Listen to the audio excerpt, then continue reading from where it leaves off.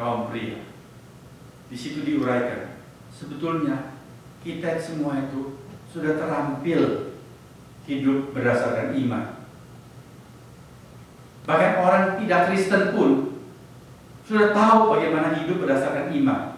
Loh, yang benar ini. Bagaimana maksudnya ini? Gak percaya? Saudara simpan uang di mana? Di rumah atau di bank?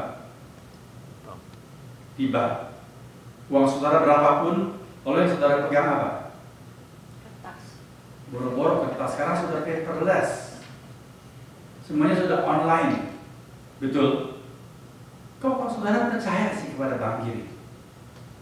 Ya itu kan dijamin oleh pemerintah. Ya kalau pemerintahnya bangkrut bagaimana? Oh, bagaimana bisa pemerintah bangkrut? Seorang teman, dia jualan asuransi. Lalu dia beritahu kepada saya, life insurance, demikian. Ya insurance company-nya ini bonafit sekali. Begini-begini, bla bla dan sebagainya. Saya bilang kalau insurance company-nya bangkrut bagaimana? Oh, nggak bisa. Itu insurance company sudah bukan lagi puluhan tahun, sudah 100 tahun lebih, sudah terbukti canggih, ya, nggak bisa bangkrut. Ya saya bilang ini cuma misalnya jika andai kata kalau dia bangkrut bagaimana? Dia didukung oleh pemerintah. Pemerintahnya siapa? US, Amerika Serikat.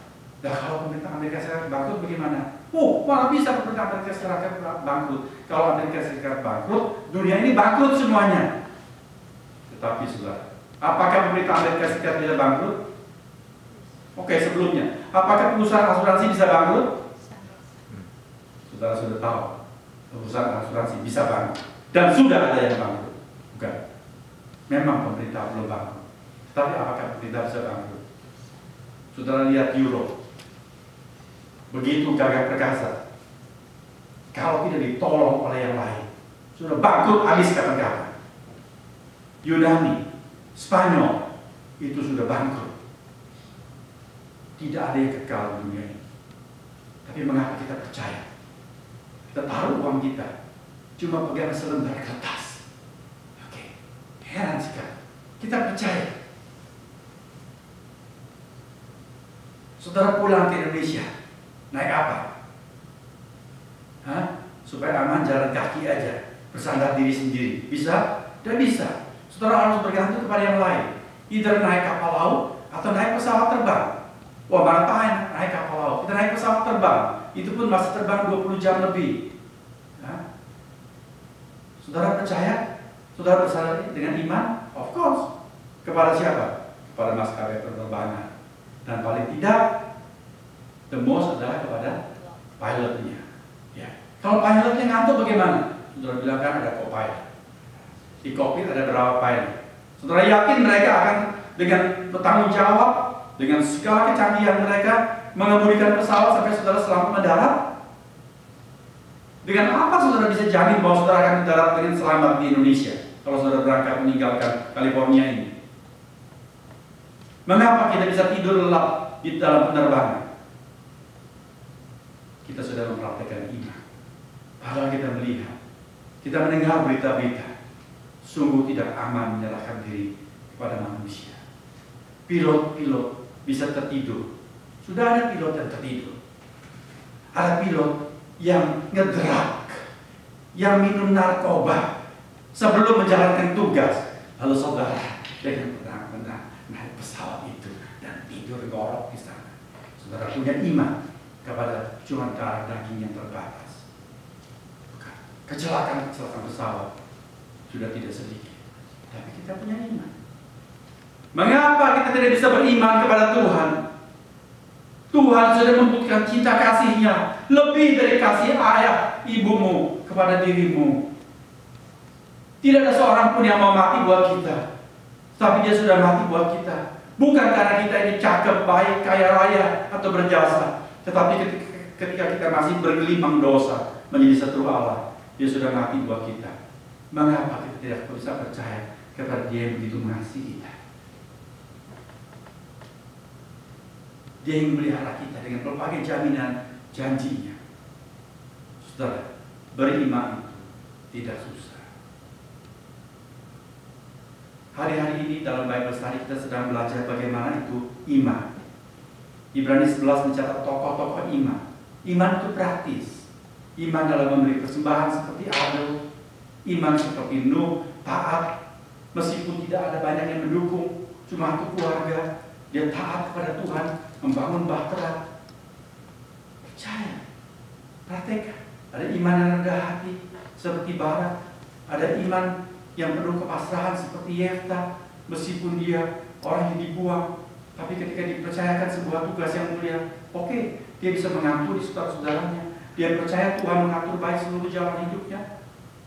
Dia tidak pahit hati. Nah, itulah contoh-contoh orang beriman. Why not kita meniru tindakan-tindakan seperti itu? Beriman itu tidak susah.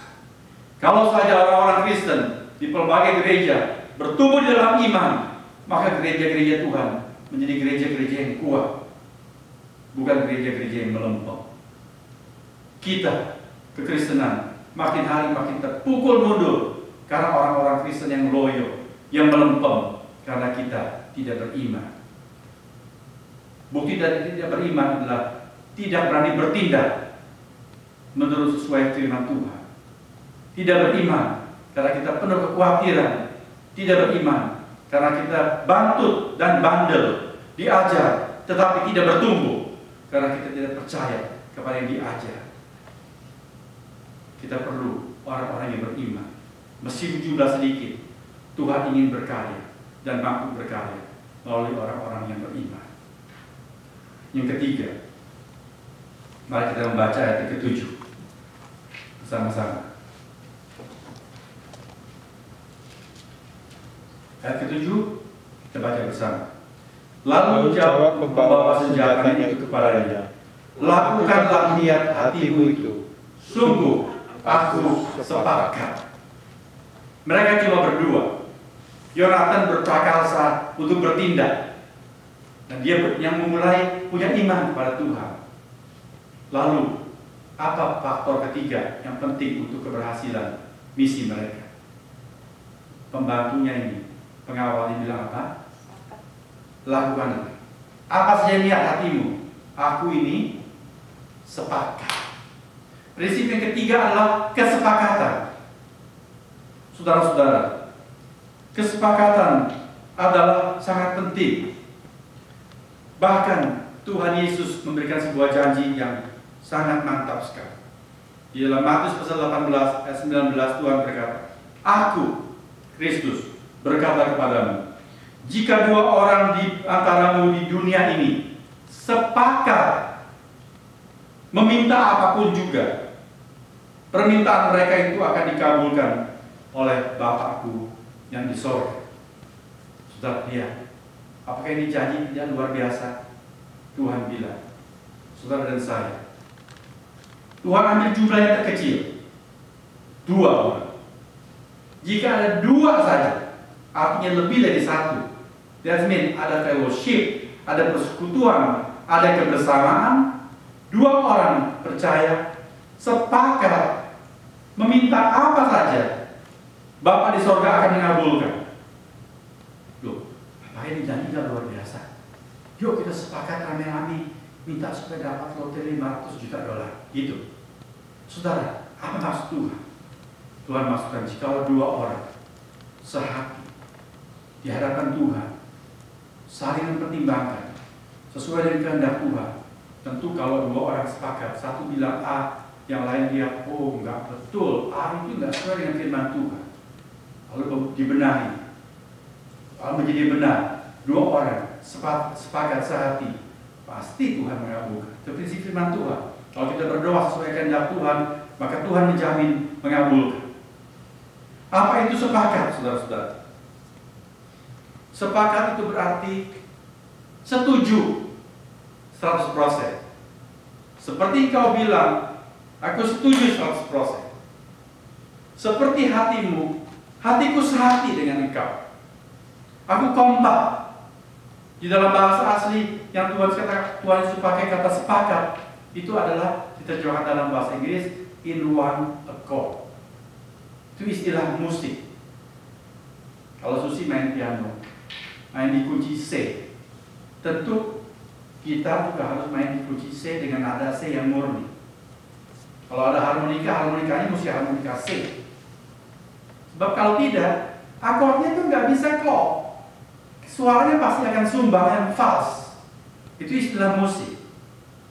Itu adalah istilah satu simfoni. Simfoni itu artinya banyak suara menjadi satu.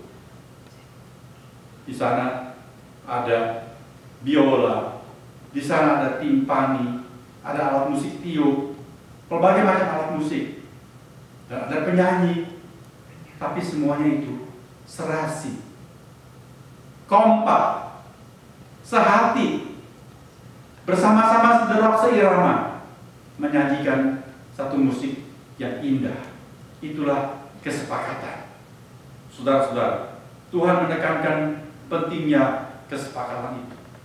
Tidak peduli jumlah kita berapa, apakah kita memiliki kehendak yang baik, kemauan untuk ambil bagian dan memberikan diri kita untuk menghasilkan sesuatu yang mulia bagi pekerjaan Tuhan. Kedua, apakah ada iman, kepatuhan kepada firman Tuhan. Dan ketiga, apakah dari sekian ini saling sepakat, sehati, saling mendukung, kompak, saling melengkapi satu dengan yang lain. Saudara, kekompakan adalah seperti ini. Kita setiap orang tidak sama. Satu punya kelebihan A, yang lain punya kelebihan B. Tetapi A dan B bukan bersaing. A dan B saling menunjang, saling mengisi, saling melengkapi. Itulah kekompakan. Seperti dalam musik, semua menjadi indah. Apa kita rukun bersama di dalam satu komunitas.